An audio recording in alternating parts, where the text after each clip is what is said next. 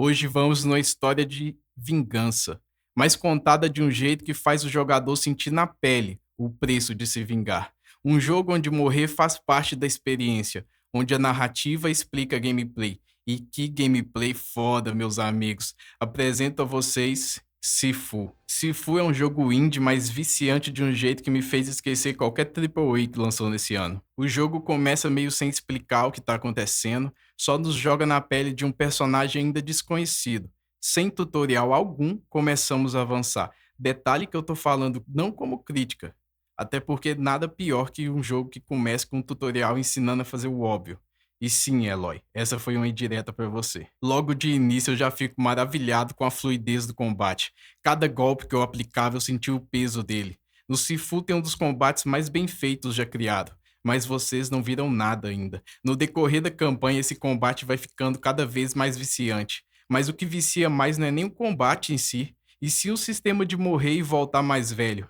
Continuar o caminho da vingança cada vez perdendo mais tempo de vida e adquirindo mais experiência. Mais pra frente a gente vai falar sobre esse sistema. Avançando as fases ainda sem entender o que está acontecendo, derrotamos alguns inimigos até chegarmos em um aliado, que nos diz, ele está lá em cima. Então chegamos no topo e encontramos mais dois aliados nossos lutando contra um senhor conhecido como Sifu. E nesse momento a gente descobre o nome do nosso personagem, Yang. Ele diz que o Sifu sabe por que ele está ali e que agora é tarde demais. Logo a gente vai descobrir o que está acontecendo. O começo deste jogo é extremamente intrigante. Além do combate, uma história que a gente ainda não entende o que está acontecendo e spoiler, estamos jogando com o vilão do jogo. Começando a primeira batalha de chefe relativamente fácil, aprendendo meio que na marra, aprendemos uma habilidade especial que temos chamada Foco, onde a gente não aprendeu, apenas apertei o L2 porque estava na tela, e sim, temos uma habilidade especial, onde a gente consegue parar por um momento o tempo e aplicar um golpe específico. Com essa habilidade, já entendendo um pouco mais as mecânicas do jogo, consigo vencer. E o Yang mata o Sifu com um soco aplicado no coração. Nesse momento, a gente percebe que tinha um garoto escondido observando, e é quando a gente pode escolher o sexo do nosso protagonista. Escolhendo o masculino, o jogo continua, e Yang ordena que o homem chamado Jafar mate a criança. Então aí sim, vamos para o tutorial. Um tutorial feito de uma forma realmente diferente.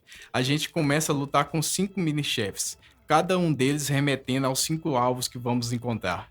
Até pouco tempo atrás a gente achava que ele era aliado do nosso personagem, mas na verdade ele é aliado do vilão do jogo. Como uma espécie de presságio de todos os alvos que vamos ir atrás. São eles: o botânico, o homem que nos degolou, o lutador, a artista, o CEO e, por fim, o líder.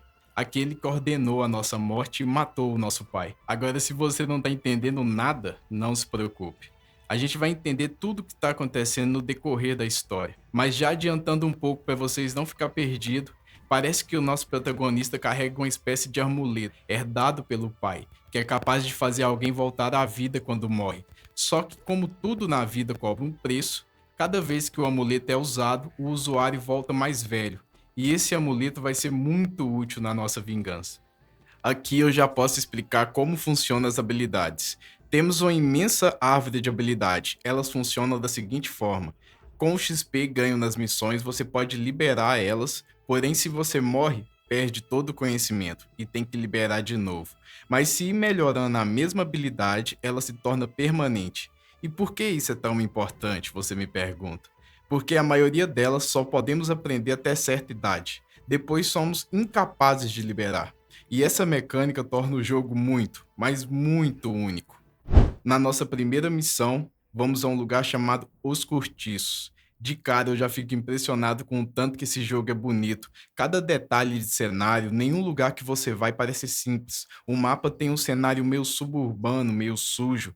Cada sala cheia de detalhes nas paredes, nos objetos. Você se sente realmente num ambiente perigoso e sujo. É impressionante o carinho que os desenvolvedores colocaram nesse jogo. Avançando os andares, chegamos em um corredor cheio de inimigos. onde o jogo simplesmente muda a perspectiva de câmera e começamos a lutar no estilo beaten up antigo. Para quem gosta do gênero, essa parte é realmente deslumbrante. E para quem não sabe, essa fase é uma referência direta a um filme asiático chamado Old Boy, onde tem uma cena idêntica, que também foi referenciada em Demolidor e inúmeros outros filmes. Explicando um pouco o combate, cada inimigo tem uma barra de vida e embaixo uma barra de postura, assim como o nosso personagem. Batendo neles, a barra começa a subir e se chega ao final ela estoura e o inimigo fica desnorteado, mais ou menos do jeito que existe no Sekiro. É bem parecido com o Sekiro nessa parte. Quando ele fica desnorteado, podemos executá-lo. Cada execução mais bonita do que a outra. A pegadinha tá no seguinte: pode acontecer que quando você for executar o inimigo, leve um contra-ataque, ele te empurra e a vida dele aumenta. E ele se torna meio que um mini boss. Para evitar isso, eu costumo simplesmente não executar. Vocês vão ver durante a minha campanha que simplesmente eu bato até o cara morrer. Porque se você não executa, é impossível que isso te aconteça. Avançando mais um pouco, acontece a minha primeira morte. Eu utilizo um amuleto para voltar e agora volto um ano mais velho. Quando você morre, você vai para a aba do amuleto, onde direto na campanha você já pode melhorar uma habilidade ou adquirir novas. A consequência tá que você vai voltar mais velho de todo jeito. Normalmente o ideal é você não morrer, melhorar antes de começar a missão e só for melhorar depois.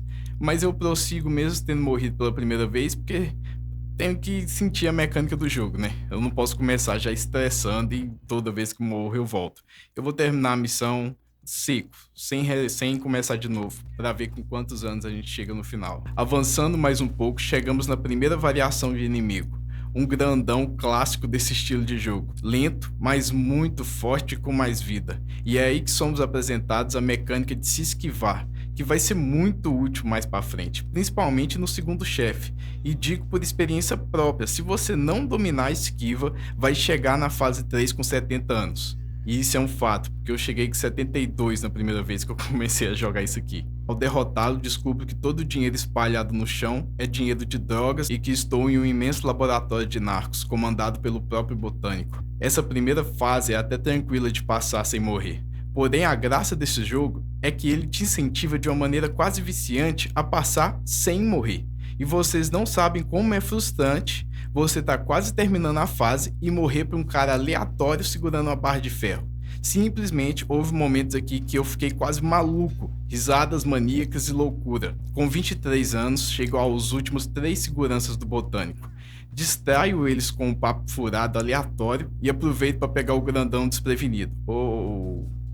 Tá bom, essa frase ficou um pouco estranha. Mas pegando o grandão desprevenido, não restando ninguém entre mim e o Jafar, eu sigo a jornada. E encontro o homem que me matou. Dessa vez, já adulto, as coisas vão ser diferentes. Essa primeira luta de chefe é até equilibrada. Como eu disse, a dificuldade desse jogo, pelo menos no início, tá mais em se manter jovem do que em vencer em si. Vencer você vai, você só não quer vencer com 45 anos na primeira fase. Derrotando Jafar, descubro que esse safado ainda tem uma segunda fase, onde ele simplesmente saca uma machete e transforma a arena toda numa espécie de floresta. E assim vai seguir com todos os próximos chefes que a gente vai enfrentar. Todos eles têm 2 fases. Essa do Jafar não é tão difícil. Você tem que dominar primeiro o golpe que ele dá quando ele se esconde nas árvores. Vai ser a primeira coisa que vai acontecer. Se você domina a esquiva do golpe que ele vem de primeira, parabéns, facilitado. Se você não dominar essa esquiva, meu Deus, você vai simplesmente não entender o que você tá morrendo e para onde, o que você faz. Também tem umas armas brancas no chão, uns pedaços de bambu, mas acho inútil usar. Não é inútil usar elas aqui, mas não te ajuda tanto quanto eu acho que deveria. Qual era o propósito do Jafar e por que ele fez o que fez? Então, cada discípulo do nosso pai que traiu ele naquele dia tinha um motivo pessoal para a traição, que girava em torno do amuleto. Pois o Sifu protegia o amuleto e negava veementemente usá-lo, e por esse motivo os 5 juntaram para traí-lo e roubaram o amuleto. Esse jogo é muito mais do que só sobre vingança, pois os vilões não são mal por ser mal, e no final vamos descobrir o que cada um deles queria fazer com o amuleto. Um leve spoiler: o Jafar queria usar o amuleto para vender drogas. Não necessariamente. Ele também queria fazer, entre muitas aspas, o bem. E achava que o Sifu era egoísta por isso, mas no final a gente vai falar o motivo de cada um. Ainda faltam 4, então temos que continuar. Voltando para a base, aprenda algumas habilidades de forma permanente, para evitar um pouco de frustração durante essa play. Voltando para a nossa jornada, sigo para um lugar chamado O Clube, nossa segunda missão, onde vamos procurar o lutador. Essa fase já tem um ambiente totalmente diferente da primeira, e um ponto que vou elogiar novamente nesse jogo é a sua ambientação.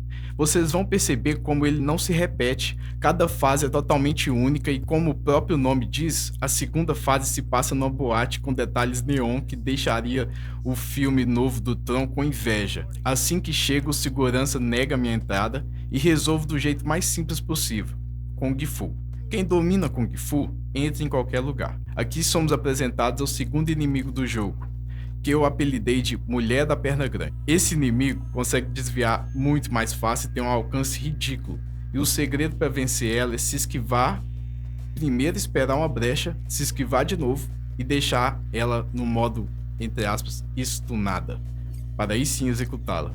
Detalhe, ela também pode virar um mini boss de contra-atacar e aumentar a barra de vida dela. Então às vezes é melhor só bater até ela morrer. Para quem está se perguntando por que eu estou com 20 anos de novo, meus amigos, eu refiz a primeira fase mais vezes do que eu gostaria de admitir. Para chegar aqui sem morrer, eu sofri bastante, mas não se compara ao inferno que eu vou passar nesse clube. Essa fase é bem mais extensa, bem mais inimigos, e como qualquer outra segunda fase de qualquer jogo, ela é bem mais difícil. Depois de muito sufoco, consigo chegar ao lutador, onde eu morro. Depois morro de novo, e aí eu morro novamente, e isso aqui foi 2 dias de tentativa. Porque eu sabia que conseguia passar sem morrer, só tava faltando eu conseguir. Esse chefe luta com um bastão na primeira fase, onde você domina até que fácil a esquiva, ele repete os movimentos, a luta fica tranquila. O problema vem na segunda fase, onde ele deixa o cenário de fogo e o bastão dele começa a pegar fogo. Ok, estranho, mas sim, o bastão começa a pegar fogo e ele começa a te derrubar no chão. E aí ele varia os golpes dele de uma forma que você não sabe quando ele vai te derrubar. Depois de inúmeras tentativas, eu descobri uma habilidade que te permite contra-atacar quando está deitado. Isso facilitou horrores a minha play. E aí sim, eu consegui superar ele e executá-lo. É curioso repararmos o seguinte, se não me engano, todos os chefes que você executa, o nosso personagem usa a própria arma do chefe para matá-lo. Talvez um jeito do jogo reafirmar que eles, entre aspas, provocaram a própria morte, como se fôssemos uma arma do karma, como se estivéssemos cobrando o preço dos atos de cada um. Voltando para a base, já me sentindo um pouco mais aliviado, vamos aprender algumas habilidades para facilitar a nossa jornada. Só deixando claro que esse jogo e sua mecânica de roguelike faz com que você, várias vezes, se perca com qual idade eu tô lá em cima. Isso quer dizer somente que eu refiz a fase inúmeras vezes. Mas já explicando para vocês, a primeira e a segunda eu consegui passar sem morrer, com 20 anos. Porém, essa terceira que vamos agora foi um inferno. Para mim, uma das partes mais difíceis desse jogo. E agora vamos para o museu. Nessa fase a gente começa a enfrentar engravatados que lutam Kung Fu. Isso mesmo que você ouviu, engravatados que lutam Kung Fu. A artista fica no topo do prédio e vamos subindo, derrotando mais inimigos e contemplando essa paisagem. Para mim, essa é a fase mais bonita do jogo. Os detalhes dos reflexos das luzes, esse tom de branco puro, o contraste que tem com todos os ambientes que já passamos até agora é simplesmente fantástico. E no final dela ainda vamos parar numa experiência de distorção de imagem e cenário que eu nem consigo explicar direito. Avançando os andares, dessa vez utilizando de várias armas brancas para executar os inimigos, passamos por vários cenários diferentes, até mesmo alguns meio estranhos, como uma sala que tem um pincel gigante que fica girando em círculos e se encostar na gente nos atordoa imediatamente. Eu poderia dizer que não tive muita dificuldade, mas muito pelo contrário. Eu tive imensa dificuldade. Eu morri tanto que pensei até desistir e jogar outro jogo. Depois de quase desistir 2 vezes, eu consegui chegar na artista. A batalha contra a artista foi literalmente a parte mais difícil do jogo para mim, até mais do que o boss principal do final, porque eu não consegui entender como ela funciona. A primeira fase dela simplesmente eu não entendo até agora. Eu perdi 10 anos aqui, literalmente. Até essa batalha eu consegui passar a fase 1 de boa, a fase 2 de boa. Agora aqui, a primeira vez eu passei com 70 anos. Já na segunda fase dela, ela assume uma forma diferente e começa a lutar à distância. E aí sim é mais fácil. Aí beleza, tranquilo. Só que eu refiz esse boss, eu diria que 14 vezes, até eu conseguir chegar na segunda fase com pelo menos 27 anos. 27 ou 26. E aí sim, eu consegui vencer. Meu Deus, eu venci com 29 anos. A primeira vez eu venci com 35. A primeira, sim, das mais tranquilas, 35. Só que você não consegue aprender a maior parte das habilidades. Então eu refiz de novo, e aí sim, eu venci com 29. Falei, beleza, tá tranquilo, vou seguir com 29, senão eu não vou sair daqui. Ao executarmos a artista, ela faz uma expressão de medo, como se estivesse vendo a própria morte na frente dela. Novamente matamos ela com sua própria arma, porém ao retornar para a base, vemos que nosso personagem não está mais comemorando ou tomando chá. Ele parece um pouco reflexivo, como se estivesse mudando de ideia das decisões que estamos tomando. Pode até ser maluco o que eu vou falar, porque a gente não tem uma cutscene, mas a gente consegue reparar pelo semblante, pelo ambiente. E nessa parte da história, você começa a sentir meio errado. Você começa a se sentir como se você estivesse tomando as decisões erradas aqui. E você está. E é fascinante como Sifu, mesmo sendo um jogo de poucas cutscenes, é como se a gente estivesse se desenvolvendo junto com o personagem. Por meio de pequenas cenas, expressões, você consegue meio que sentir o que o personagem está sentindo. Mas a gente tem que continuar e ainda falta 2 alvos para caçarmos. Essa fase começa um pouco diferente.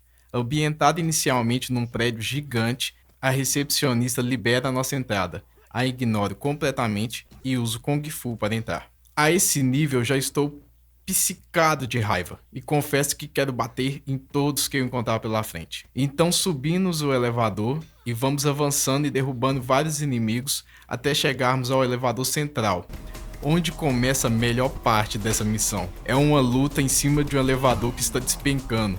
Essa parte é muito foda, só acho que tinha que durar um pouco mais.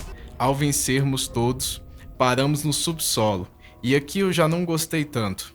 É uma parte meio escura demais, não muito bonita, um ambiente meio de caverna que eu pessoalmente achei meio simples comparado com as fases que já passamos até aqui. Avançando eu encontro uma bifurcação e decido ir para a direita. Caio e morro. Perdemos um ano da maneira mais idiota possível até aqui. Voltando, eu chego a uma espécie de santuário. E é mais um mini boss aleatório que usa um bastão gigante. E sim, eu morro de novo. Decido continuar mesmo que tenha perdido mais um ano de forma idiota, porque já estamos praticamente no final do jogo, então 32 anos nesse momento não é tão ruim. Vai ter alguém aí que zerou com 20 anos enquanto jogava bola com Neymar, mas ok. Pra mim 32 anos já tá excelente. Continuando, eu chego em um buraco que tudo indica que eu tenho que pular, mas eu fico meio receoso de pular. Não tive uma experiência muito boa recentemente. Depois de refletir bastante se eu vou perder mais um ano de vida, decido pular. Então caímos no penúltimo chefe. É uma luta à distância, porém muito fácil. A primeira fase chega a parecer ridícula, ainda mais para essa etapa de jogo, mas não ridícula de um jeito ruim, mas ridícula de um jeito fácil demais. Acho que é meio proposital. Parece que o jogo tá querendo dizer: você está batendo numa pessoa idosa e ela está apenas se defendendo. Já a segunda fase, aí as coisas ficam um pouco mais interessantes, um pouco mais complicada. Mas não muito, eu morro mais uma, ou 2, ou 3 vezes, por um erro meu, não pela dificuldade da luta, e um contra-golpe pegamos ela desprevenida e a enforcamos com a própria arma. Vemos novamente uma expressão total de medo. Depois de executá-la, voltamos para a base mais uma vez, mas dessa vez está à noite, um clima nublado, meio depressivo. Nosso personagem já não parece que está feliz com o caminho que está seguindo, mas já é tarde demais para voltar atrás.